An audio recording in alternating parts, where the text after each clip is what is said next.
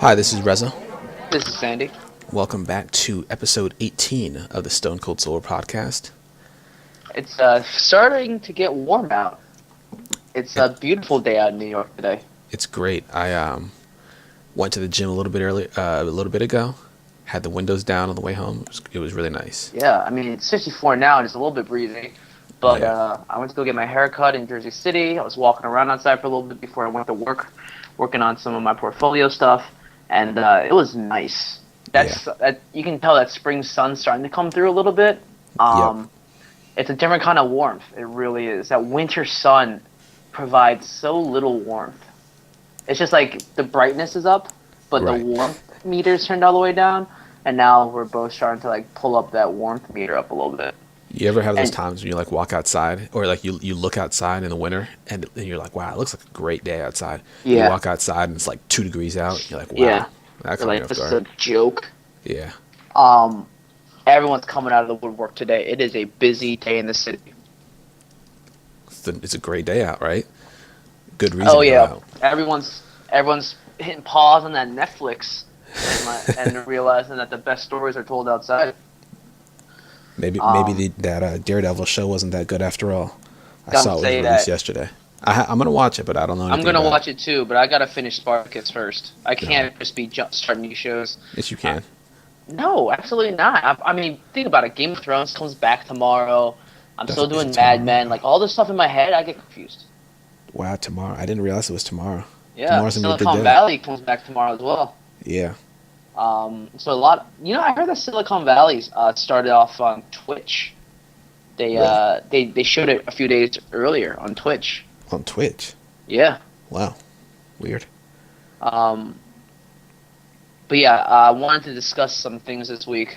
Sort of about respect in the workplace, and not so much like harassment respect, but more about how you develop your brand.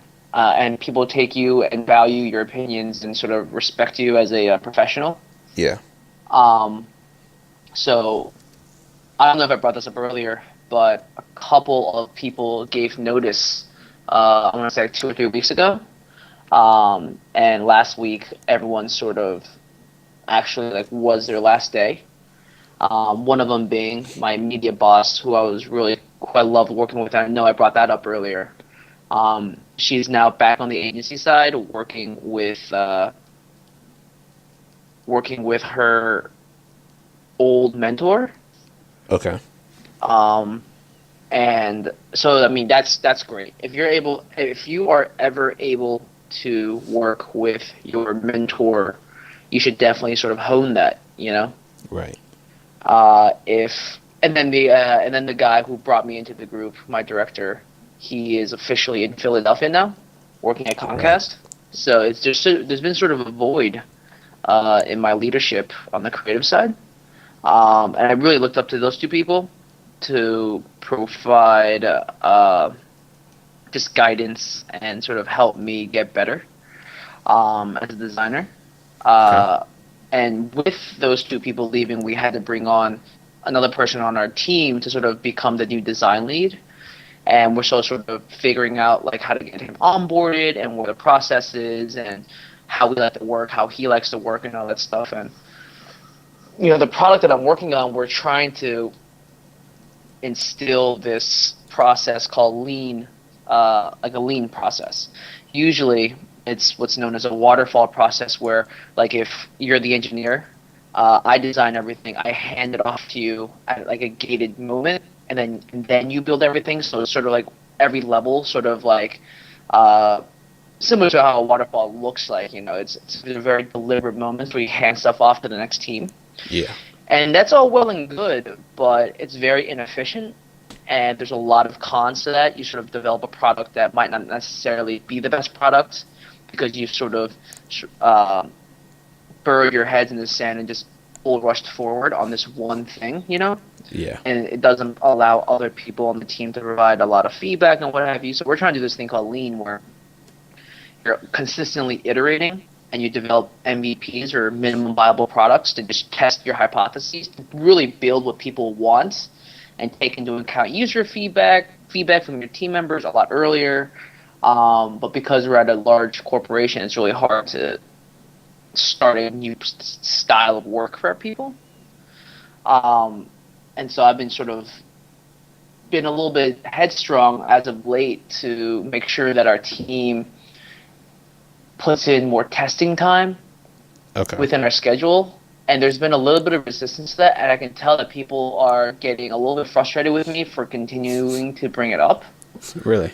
Yeah. There's like an internal testing group that my company leverages for very formalized testing. And that's all well and good because you can get really deep knowledge and deep insights on things. Yeah. But my struggle has always been, well, your sample size is really small. Like, I can't imagine developing a product where hundreds of thousands of people potentially might use it based on a sample set of, like, let's just say 20 people. Wow. Like, to me, that's like a realistic number? That's a realistic number, yeah. Wow. To me, that's a little bit alarming. And it's something that's done before, and you are able to sort of capture a good amount of insight from those 20 people because they do sort of run the gamut, and we choose our demographics carefully to get people from every demographic that could conceivably be part of our card member base. Mm-hmm. But with Lean, what I can do is I can design something super lo-fi, take screenshots of it, build a fake app out of like just selecting parts of the picture that you can tap on to like do a slideshow, you know? Yeah. Like super fake animation, but it seems like a real app. And I can talk to 20 people over like 2 days. Like I'll just go to the local food court and be like, hey, yeah, do you have time for me to discuss this app with you? And it's like 10 minutes, and then you get some feedback that way. I've been trying to get that more instilled in our process, but there's a lot of resistance because people see it as a huge time investment. And people are really busy, and that's definitely true, and you have to respect people's times. And I'm trying to make it so everyone on the team goes out and does some testing, just so everyone sees what card members are saying. Because if I'm the only one doing it, I can manipulate the data any way I want to. I would never do that, but you're putting way too much emphasis on one person to lead all of user testing. And then you rely on secondhand, watered down, interpreted information for data, which you should never do. The data should be as raw as possible for everyone to see what kind of results they can, distill out of that. And so that's the background as to sort of gaining respect at work.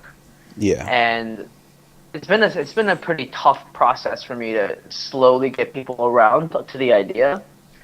In the beginning, I was just really hard-headed, like, we have to do it. Why do we have to do it? Because it's important. Why is it important? I was not able to articulate that well. I kept saying the sample size is too small, we need more data, but people are saying that we might not need that much data. And what I realized is when you're passionate about something and you feel like it's important, you shouldn't give up on it easily if you feel like it's right.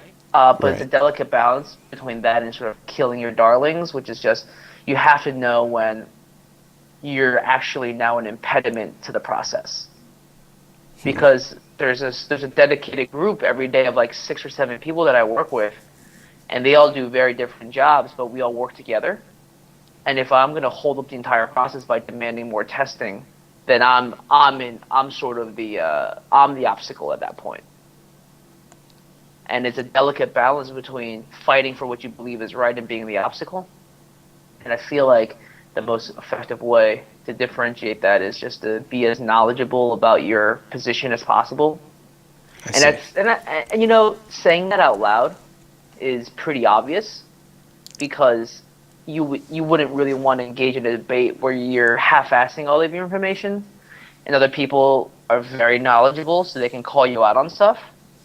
You know, you don't really want to find yourself in a position like that. Right. But you do want to ruthlessly attack your own viewpoints just to strengthen any sort of points that you might have when you bring it up to the group. Have you ever dealt with something like this? A little bit. it's so What was that like?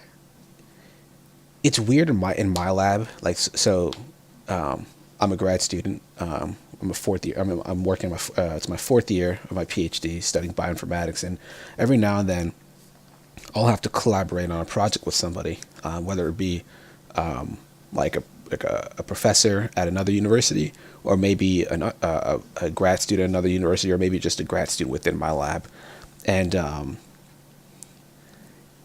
there's always pressure to publish. So everyone's goal at the end of the day is to just get your work done and publish the paper. And so there are an infinite number of experiments, maybe not an infinite, but we'll just say an infinite number of experiments that you can run for any given experiment, and you have to know when, like, what's the good cutoff point for your experiments, so that way you can publish the data, because if you don't publish quickly enough, somebody else can scoop you, and it doesn't look as good for you personally if you're second to publish, because you end up kind of supporting the person that published before you. So you always want to be first. And there are always different types of experiment. Like, so there was a project that I was working on a year ago, and we had done a lot of analyses, but there was this it was the final step that we had done for our analysis, but it was really lacking, because when we did the genomic analysis, it leads to a lot of false positives. Now, there's a way that you can get rid of those and become much more confident in your data, but the problem with that is that it would take us a lot of time to generate that data that'd be necessary, and then do the analysis for that. Now, I was in favor of it, and I was willing to, I guess I wouldn't be the one doing the composition of the data, but I would be doing the analysis of it, and I was more than willing to wait and get that done. But our collaborator, she really wanted to get that paper out there, so we ended up just ignoring that set of data and trying to find a different way to get it out there. And I mean, it ended up working out in the end, but it was just kind of like, that's what I felt at the time, but it wasn't my project. It was her project. It was her paper. And so at the end of the day, it was kind of like, well, we were almost like we were like the hired client, right? Yeah. And whatever she said goes. And so, I mean, that's kind of how that one had to go. I was able to give my recommendation, my suggestions on it, and it wasn't like it was 100% necessary at the same time, but it was just I just felt that it would have made that paper much more like impactful, maybe, because without that data, it just, when you look at it, you just question it. Like, you're like, okay, well, where is this step? And that step may just come in a future paper, or it may never come at all. Who knows? Yeah. It's tough, right? Because you're advocating for what you believe to be is the right thing. Right. And you like to think that you're somewhat, I guess, smart with bringing in all of your past experiences and sort of imprinting that onto this process, but sort of being able to not sway people, because that makes it sound like devious in some way, but to get people to understand the need for things, Right. is definitely something that is a building block to being respected at work. To know that this person will always fight for what they believe to be is the right thing in a project, even if it's an unpopular opinion. Yeah. It's almost like Rick, right? When Rick was trying to go when they were taking him to Alexandria, he put Rick from The Aaron Walking Dead. Yeah. Rick from The Walking Dead. Carol was like, even though you are wrong, you are right. Yeah. And it's one of those things where you have to learn. Because this is something that's somewhat even ongoing. The need to continuously get stuff tested, and right now we can't test as much because we're still designing the vision for the product. Okay. But when we start to settle on a vision, we have two distinct visions right now, and we're trying to decide which one to go with. Once we, let's just say we go with option one, then I'll start developing discrete processes, for example, it's like if we were designing a new Amazon app and it was how to check out, um, I would design 2 to 3 processes to check out differently that are different from each other, and Yeah. then go out and test with the users and say which, like, let's walk through checkout process 1, checkout process 2, checkout process 3. What are your thoughts? What do you like? What don't you like? Where did you get confused? What's clear? And I would do sort of that testing almost weekly. There's this design for testing where you test every week. So on Monday you meet and you decide what you're going to test. Okay. On Tuesday and Wednesday, you build and you hone that design. On Thursday, you go out and test, and on Friday, you review results and discuss what you're going to test next week, and then on Monday, you do it again. Yeah. That way, like within a week, you have some user feedback. Real people out there are telling you what they like and what they don't like, Right. as opposed to everyone in a conference room saying, well, this is what I would like. It's like, yeah, but you see, you're a subset of one. And people love to caveat what they say. It's like, well, now I know I'm just a subset of one, but this. Mm-hmm. And by caveating it that way, they can almost deflect any sort of thought like, well, you're just one person. So they can almost artificially inflate what they're saying as some sort of real insight. Like, even though I know I'm a subset of one, everybody in the world loves carrots. Or like, I know I really like carrots, and therefore a lot of people like carrots, and we need to make sure that carrots are a part of this app somehow. It's like, yeah, that. Like, I understand that you like carrots, or like you like checking out a certain way, but we need to make sure we get more users in here to get a wider range of feedback. Right. Because if we drill down one way and then we go out and we realize that we actually only talk to people that were in the minority and everyone hates it, then that's a really missed opportunity. Right. For sure. And it's hard because once you go out and publish something, it's hard to pivot really quickly. Yeah. Like Twitter just last week finally took out their Discover tab. And that was something that their founder really liked. And it's been in there for a number of years now. I did notice that it was a little different today. Yeah. But I don't really use the Twitter app. Interesting. So it's stuff like that, you know. It's I'm still working on it. I'll let you know how it goes, but that's definitely sort of being persuasive, using persuasion the right way to advocate for something that you believe is correct. Yeah. It's definitely a skill that I've worked on this week.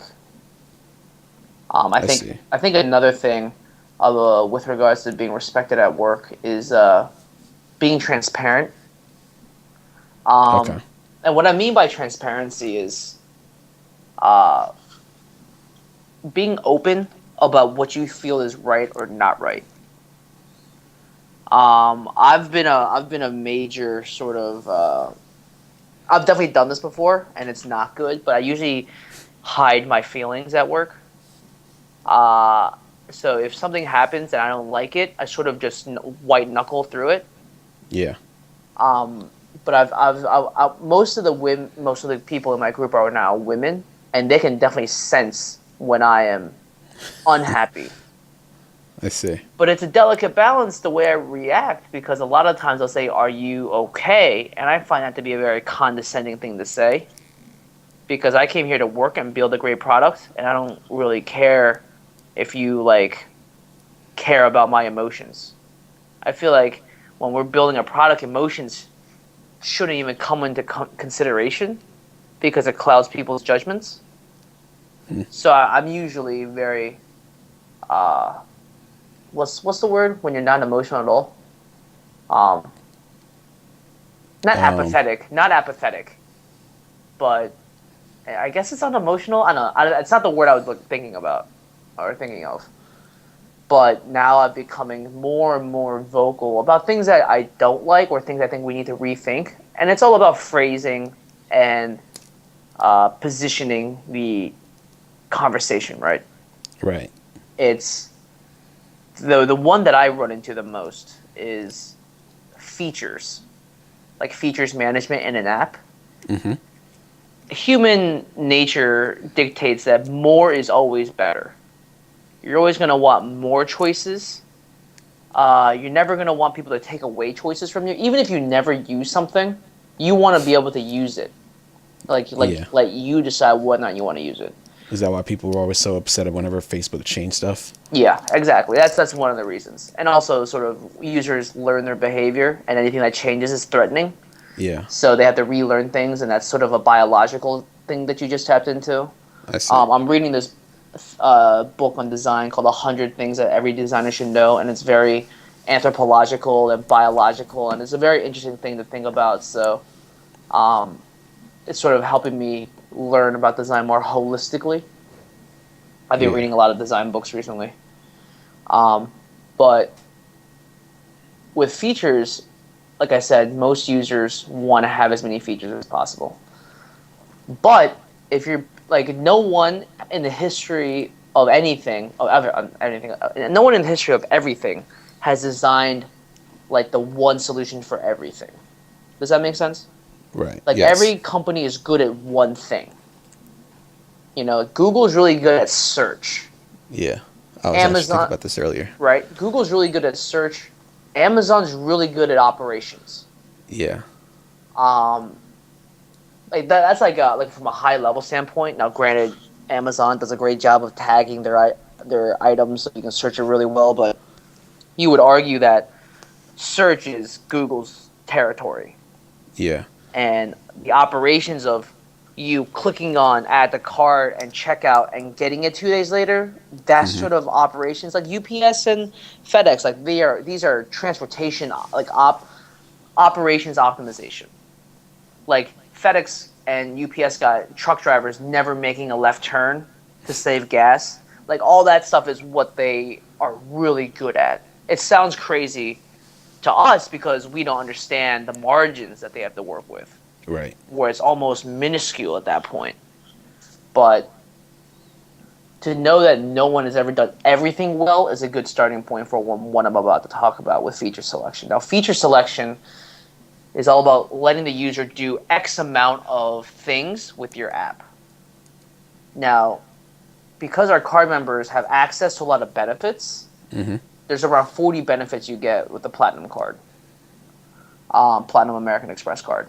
You could conceivably build an app with 40 of those benefits in there that you can do things, right? So if it's like benefit one, where you get access to this, then you could build something in the app to take advantage of that.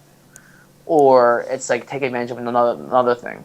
Yeah. But the issue with that approach is if you try and do everything well, you're going to suffer by not doing everything well at all. Right? If you're trying to do every little thing right, all of it together will be an Hmm. unoptimized mess. Right. You're going to have something that is not logistically sound. It doesn't have the same theme overall. It's going to be a very disjointed and Frankenstein app. Yes. So we have pressures from other business groups to just add more and more features. Oh, why don't we throw this in? Oh, why don't we throw that in? And on paper, it's great. Like if you could design an app that is not heavy on, like if it doesn't take up a lot of memory, Hmm. doesn't require a lot of memory to run. You know, it's not one of those. You know, we all have those apps on our phone that we tolerate because it's really buggy, but it does this one thing that we need. You know, Yeah. like you deal with it, you white knuckle through it, you freaking hate it. But I'm trying to avoid that. So there's been a lot of pressure to add more features, and they're saying, well, is it more always better? And I'm a strong advocate of no in that situation. Yeah. And in order to get people to understand why one thing might not necessarily be the right fit, you talk about why we keep things instead of why should we delete things? Because that's a much different conversation. Yeah. Asking someone to take away something is you can do that very dismissively. Like, oh, we don't need it. Why? Because we do all these other things, then those are more important. Oh, okay. So do we just kill that feature? As opposed to why should this feature stay? To have to defend the need for a feature in that sense not only allows people to sort of feel like they have an ownership of the process and say like, oh, I really tried to fight for it, but I understood why it wasn't part of the overall strategy to keep it. Like that's something that I've really been trying to practice. Yeah. because day in and day out there is so much pressure to add unnecessary things, a lot of bells and whistles. But then you build this behemoth of an app that does nobody any good. What are you gonna do? Pat yourself on the back and say job well done, but then your customers are gonna say something like, "Well, this is a hunk of junk. Why would I ever need this?" I ask for like it's like saying like I need like someone asks you for a knife to cut their steak with, but then you build them a whole kitchen. It's like that's not what I appreciate the thought because there's probably a knife in the kitchen that you built me, but that's not what I asked for. You see what I'm saying? Does that make sense? Yeah. Or it's sort of like you're shopping for a car, right? Like you and Elena are gonna shop for a car, so all you need is room for the two of you and some kids and some trunk space. And you could probably get four-door sedan. You can get a minivan. You can get an SUV. But if I show up with a bus, you can do the same job, but I've sort of missed the mark on what you were actually asking for. Yeah. Now, I know that's sort of an absurd example, but that's just to highlight what I'm talking about. You know what I mean? Yeah, I hear you. Have you ever when was a time? Have you ever had to deal with That's something something like that that? that's something that I deal with on my own for my own projects. Yeah. Yeah, because so I'll typically do these like large analyses of small RNAs, all right? And I'm typically comparing a mutant to a non-mutant. So I want to find where there are differences between the mutant and the non-mutant, like what's wrong with the mutant. Are you hunting X-Men? I'm not necessarily hunting X-Men, but I could hunt X-Men in a similar fashion, I guess. Oh Jesus. Oh And so I'll want to basically identify what's different in between the two. And there are tons of different like small RNAs, classes of small RNAs that I can identify, tons of questions that I want to ask or I want to have answered. And sometimes I can overwhelm myself. And when I do that, it just becomes very difficult for me to like I lose direction, and I just find myself needing to like focus down. And the person that's able to help me out with that a lot is my advisor actually. So I'll typically try to meet with him every like couple of weeks, at least once a month. Although between my last meeting, as you know, my last meeting and the one that I had with him yesterday has been much longer. But he'll be the one who kind of like directs me and is like, all right, well, that's great, but and kind of like set me down the right path. So I'm able to just get my bearings back, reassess the situation, and then go from there. And typically, when I do that, it just I end up the program that I'm writing, the analysis that I'm doing, it just becomes much better, much more robust, and much stronger when I'm able to do that. yeah. And yeah, more. I would always love to have more features, have everything just be super automatic, not have anybody have to like take their raw sequence data and get back all sorts of crazy cool results that are really interesting. And in theory, to me, that sounds great, but that would be very, very difficult to do, and it's not always what everyone wants. Some people do want to hit those intermediate steps and do some things to their data, and if I try to make my programs do it completely automatically, that makes it very difficult to debug and to confirm and validate that it actually works properly. And it makes it would turn some people off too, because that's not necessarily what they would want. Right. It's it's hard to balance sort of this basic human need of wanting more, Yeah. but then doing something that's super streamlined, that's very efficient, to do this one thing really well and like be really happy that we do this really well. We don't have to couple this with all this other stuff for this to be a success. Yeah. So that's another thing. Sort of using that persuasion to really get people to understand what you're really doing. Right. What else was it? Being open about things. Being open also requires sort of an emotional IQ. Um, like the classic. This stems from the classic interview question. Was there ever a time where you had trouble working with somebody, and how did you deal with it? Oh, okay. That's That's always a great one. that's a great one because you can always tell people if you've ever worked with anybody, you've probably not liked working with somebody. Yeah. That's just the god honest truth. We've all gone through college, and we've always been in a group project where somebody did more work than the other person did. Tell me about it. It's just a fact of life. It really is. Yeah, it is. Sometimes you've been the one who had to do the entire thing, and there are other times where other people had to do the entire thing. Yeah. Um, in the workplace is a little bit different. Um, at least in my work, in my current role, it's very collaborative because it has to be. It takes a lot of people. It doesn't take a lot of people. It takes a lot of tries and attempts to get the right design out there. Yeah. So one day, I'll design a ton of stuff. My boss will design a ton of stuff. At the end of the day, we print everything out. We put it on this big foam board, and we just ruthlessly analyze what's working and what's not working. What should be fine-tuned a little bit. What should never see the light of day ever again. Stuff like that. And then you iterate and iterate and iterate. Now, with that, sometimes you'll work with someone who you're not quite gelling with, and the work will suffer.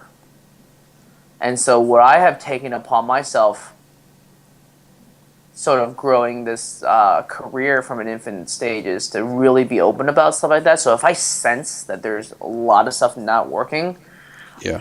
I'll attack it head on. I'll take that person aside. It wouldn't be like in an open space, like in a group meeting, and you start calling people out because that's just unprofessional. Right. But what I'll do is I'll call. Let's just say it's this one person, right? We'll call them Bill. Bill's not a real person. Bill's just a name we're going to use in the story. I already don't like the name Bill, so Bill's really going to eat in the story. Goddamn Bill. Goddamn Bill. No. So Bill and I are working together, and he says something to me that I don't appreciate. Or he says something to me that I feel like is disrespectful. Well, you're going to let that fester in you, Because you're like, God damn, Bill, I can't believe I fucking let him get away with saying shit like that to me. It's like, yeah, and then every time you see Bill, I'm like, oh, fucking kill Bill. Like, I don't fucking like working with this guy. But that's not healthy. And it was probably... so aggressive. It is aggressive, because somebody disrespected you. Like, I don't know how you take disrespect, but I don't take it lying down. I just don't appreciate being disrespected. Yeah. I know when I've made a mistake and I'll own it, but if you're going to disrespect me, that's a different level. That's personal at that point. Mm-hmm.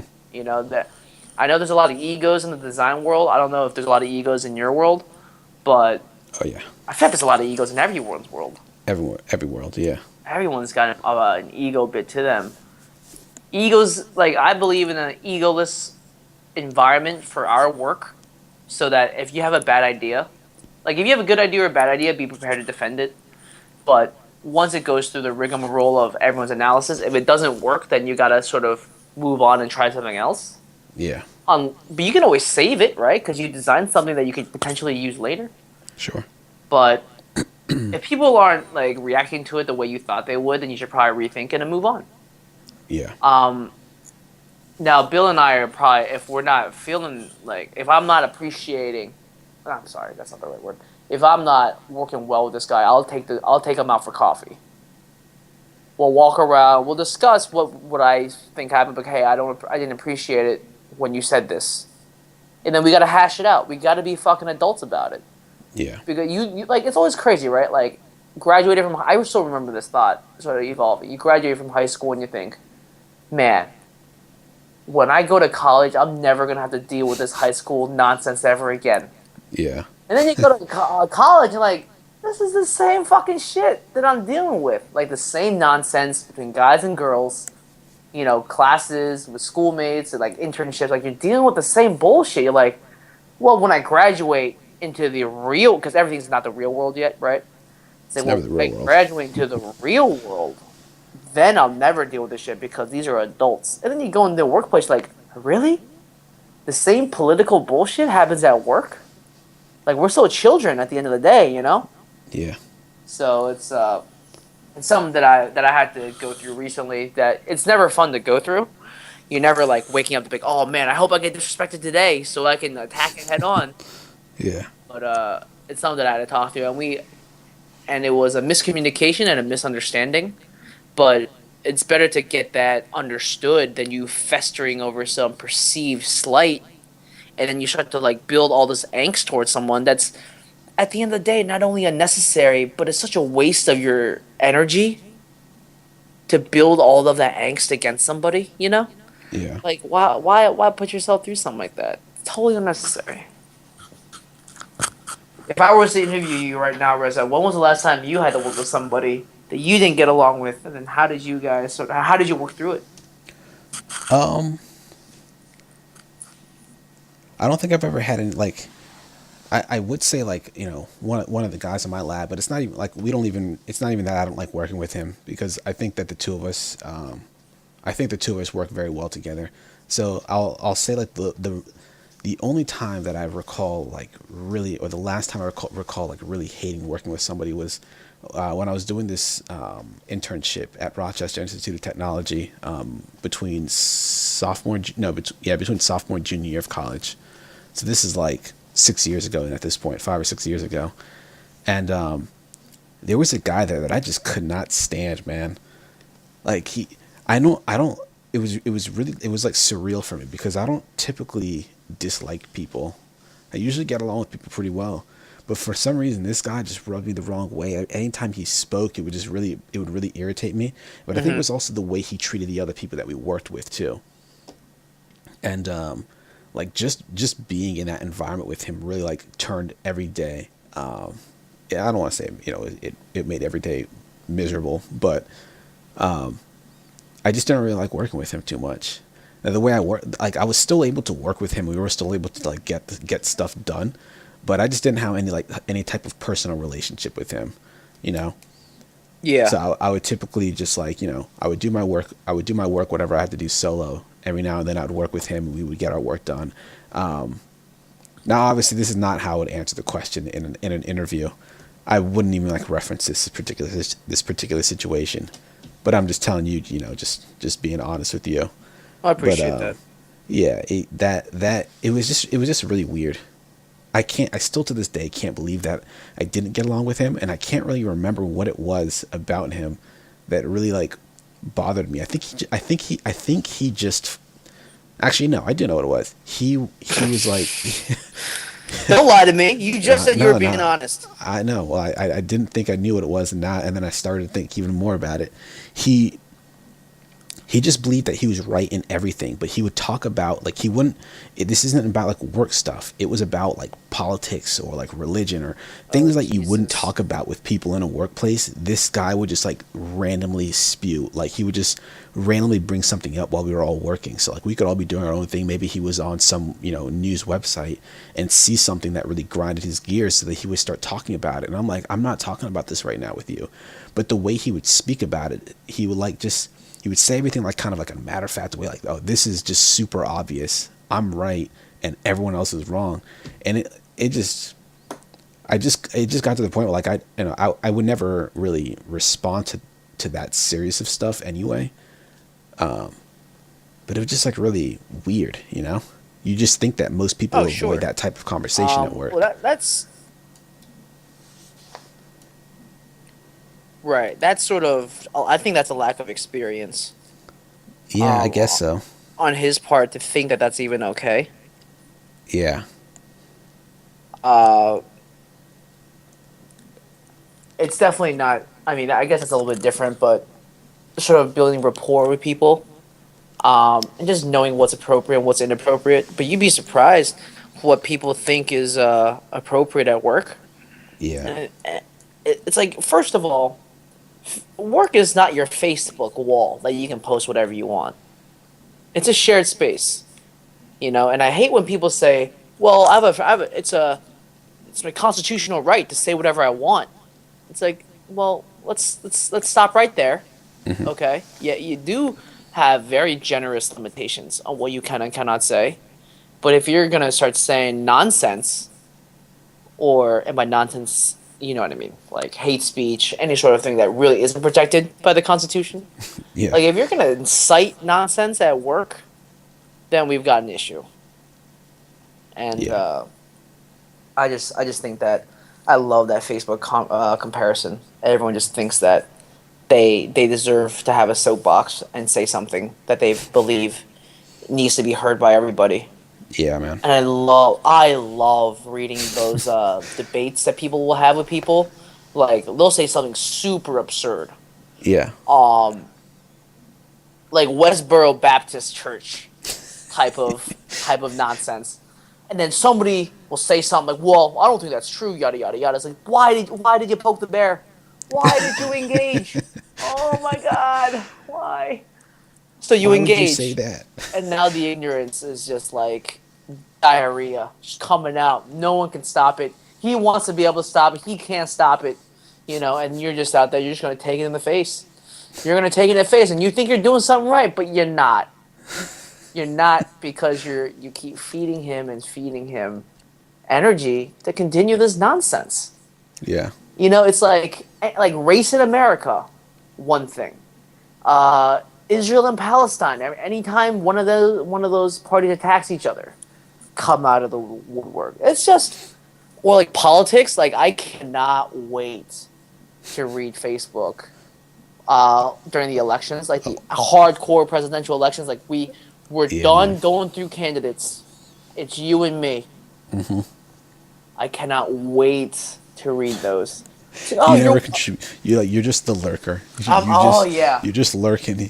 Oh my You're gosh. scanning that. You're scanning that news feed for those new posts. And as soon as you see one, you open that up in a new tab. And you just wait. Yeah. Oh, I cannot wait for you to say something stupid. That's funny Well, I because did read I something. typically ignore. I typically ignore Facebook or avoid Facebook. I don't know. I'll just ignore it. I won't really go onto Facebook too much, like in general. But on around those times, I'm just like, I don't. It's not even worth it, man. But like when you do see it, when you do happen to catch it, like it captivates you. It's like a reality show. You're like, I can live without that. But then as soon as you see it, it just grabs you in. It's like a black hole. Yeah.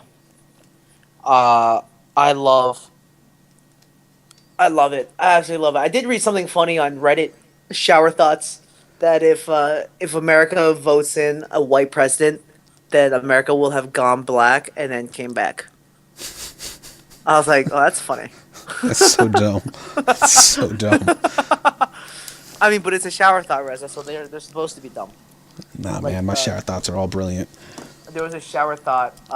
Somebody said like the word "nun" N-U-N is just the letter N doing a cartwheel. I was like, yeah, I can see that. That's so true. I'm glad I've never visited this subreddit. I wouldn't fit in there. These are my shower thoughts. I don't know what kind of shower thoughts you're having, but I'm more of a. I'm thinking of like work, or like I have like brilliant ideas for like things that I can like work on, or projects I can work on. And I completely forget them later on. Then why don't you ever write them down? That's a good thought, but it's just not really worth it. Not yet. Yeah, Soon I enough. hear you.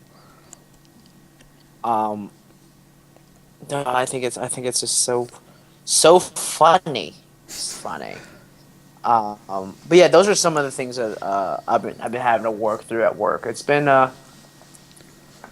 product is going to be good, I think. Yeah. We just got to work through a lot of kinks just yet. Like you're still like unearthing a lot of stuff, and it's way too early to say like whether or not something's going to be super right or not. Hopefully it all works out in the end, and I know it will because we've got a lot of smart people working on things. Yeah. But we still we gotta get there first. Yeah. Fair We enough. just gotta get there. Yeah.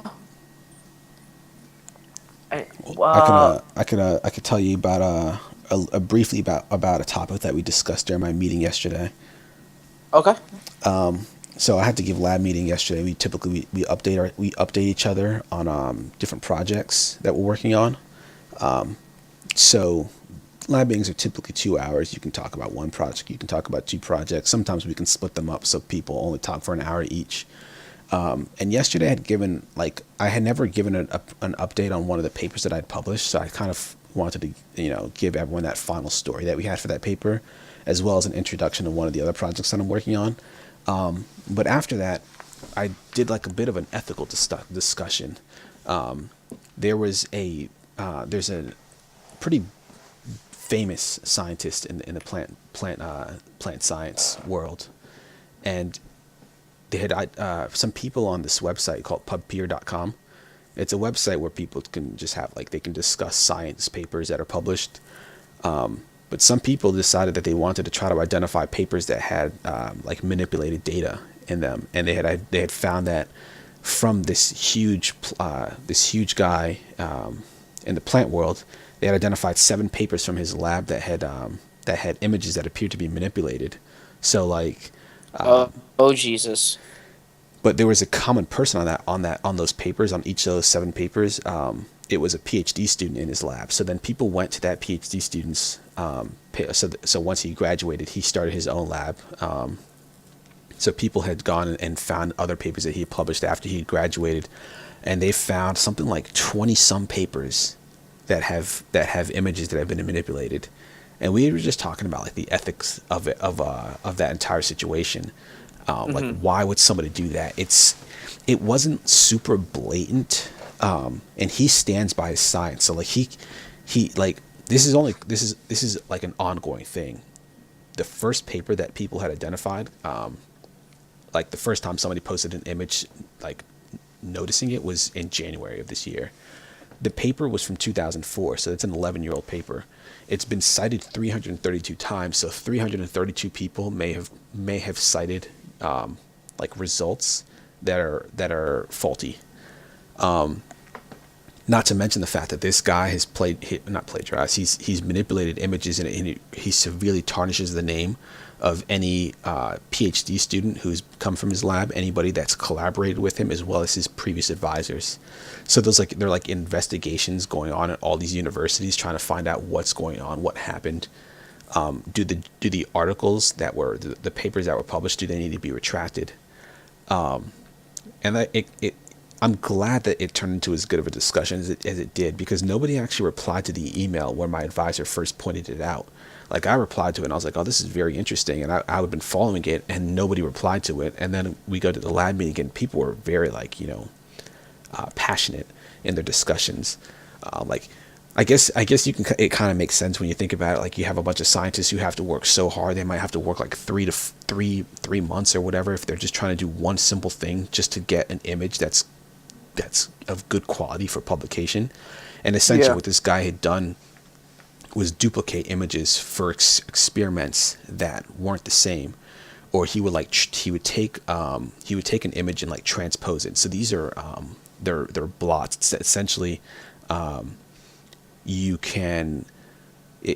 might be looking for a certain sequence of DNA, and what a blot will let you do is you create what's called a primer, and you can identify like if that particular sequence was present. And you have things like you can have blots for tons of stuff, but they were looking at different genes, I think, in a virus, and they would have a control and then a bunch of different genes, and these blots are just like a simple grayscale image. I can send you a link to it right now, because just so you know what I'm talking about, and I can actually post the link in the write up for this podcast. There we go. Here's the link for it. But so it's just kind of like, it's upsetting, because essentially this guy he's gotten so much fame, like for the work that he's done, and he basically said that all the science is sound. The only reason why he had done this essentially was to get publishable images. So did you get that link that I sent you?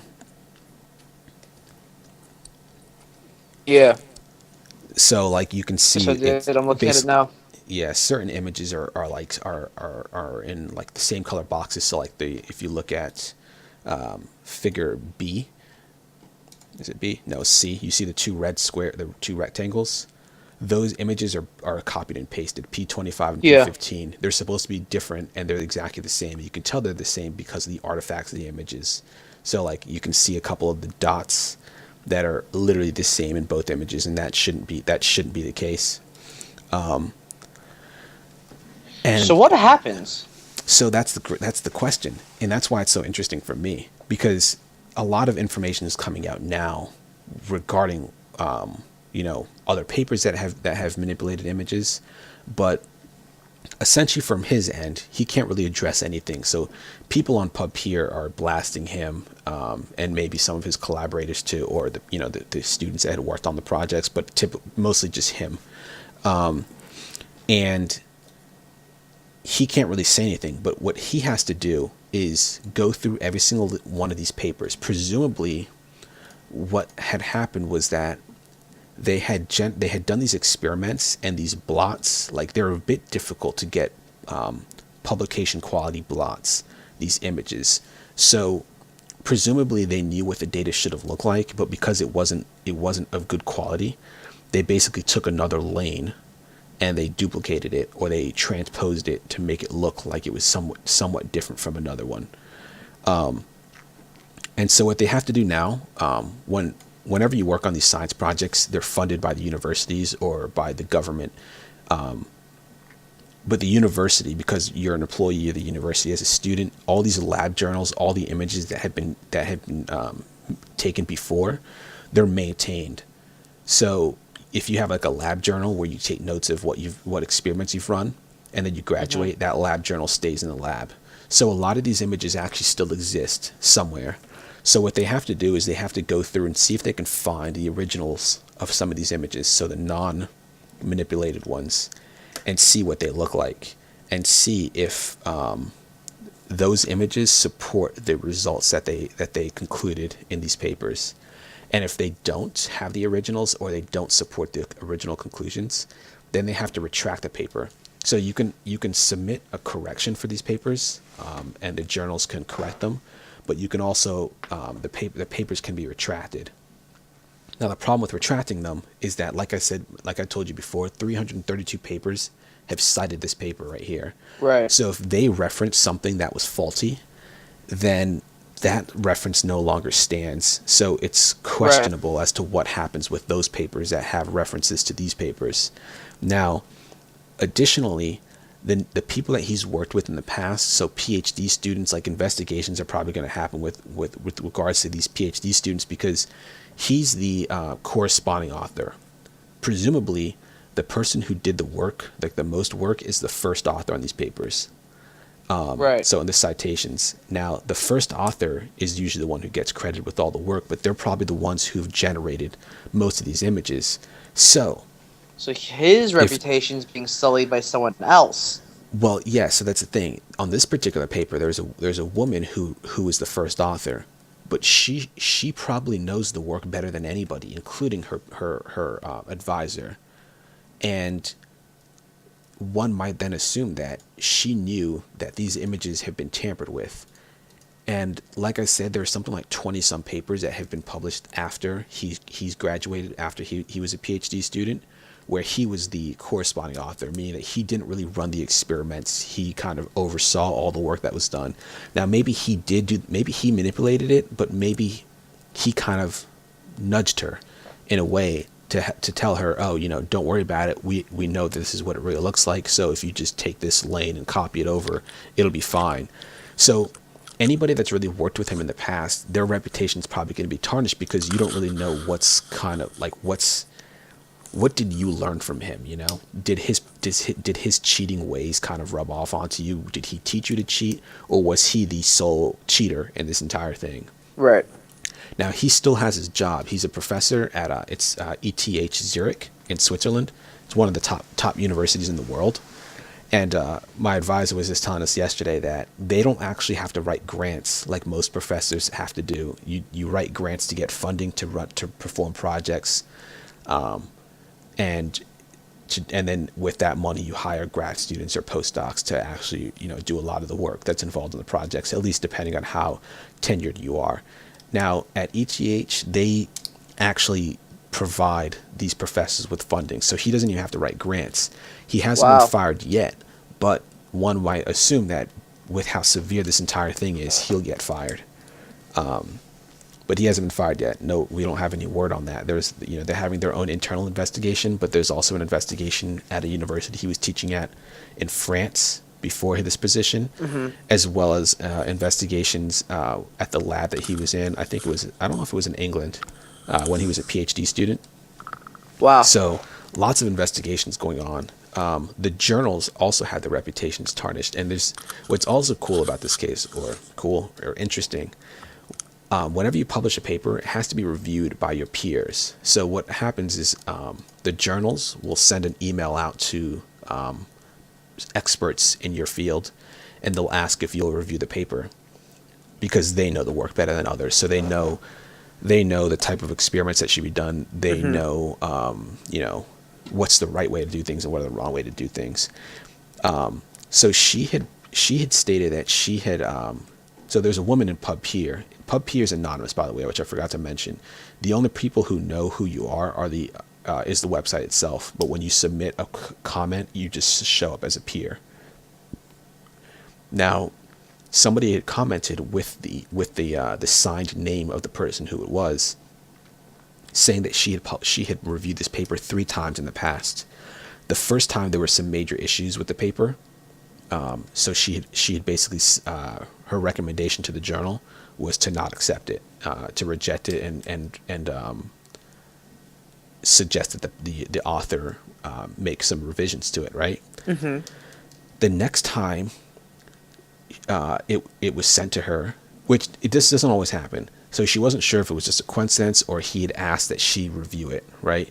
Because it's usually up to the journal to decide who would review it, but you can also give recommendations of people to review the paper.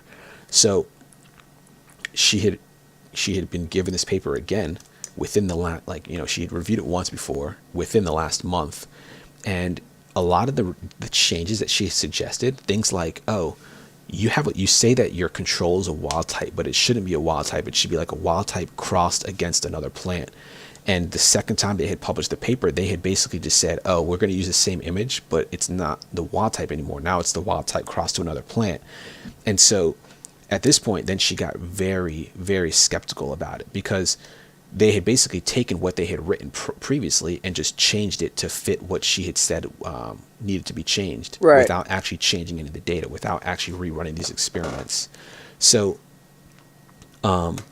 she had submitted a review to the paper saying that there were major concerns, not only major concerns with the science, but she's now worried that they're lying and trying to cheat their way to get this paper published.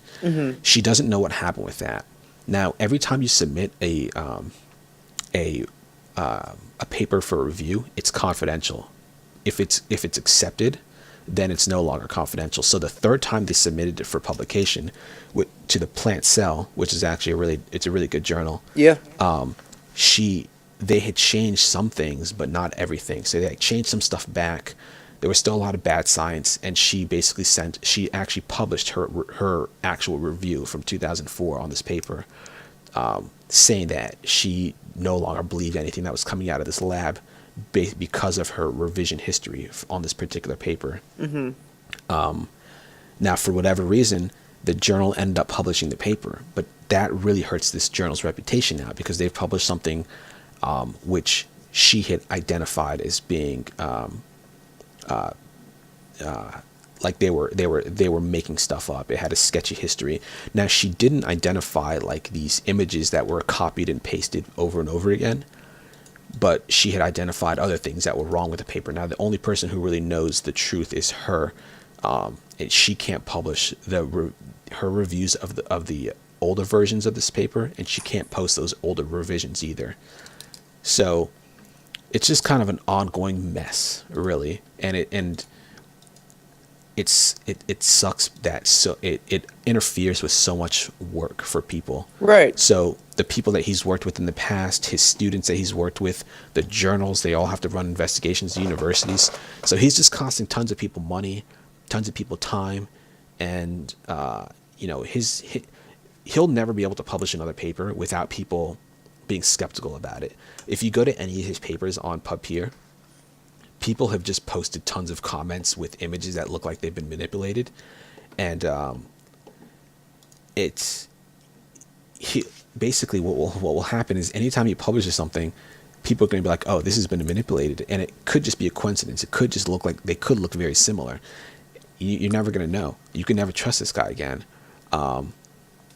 So who knows? Who knows what will really happen with him? But I'm definitely keeping up with the story because I'm curious about it. That's the fallout and ripple effect is what really interests me. Yeah. Because it's so wide ranging, the effect.